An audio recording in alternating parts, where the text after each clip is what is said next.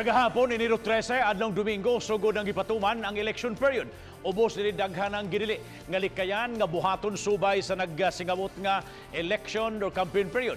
Sa gipagawas sa Commonwealth Resolution number 104-75, gilatid ang mga ginili nga buhaton nga giilang nga election offense. Gididaan na sugod kagahapon karong mga panahon ang pagkuha o pagbutang magkawani sa bakanting posisyon. Hinoon mangayo lang og authority gikan sa Commission on Elections Law Department kung gikinahanglan magyod nga hulipan ang nabakanting katungdanan.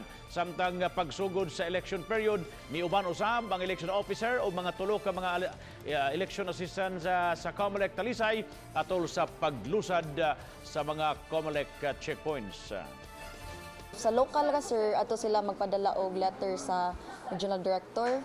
Pero katong mga kanang offices nga mo cover og national, ato sila magpadala og letter sa sa law department.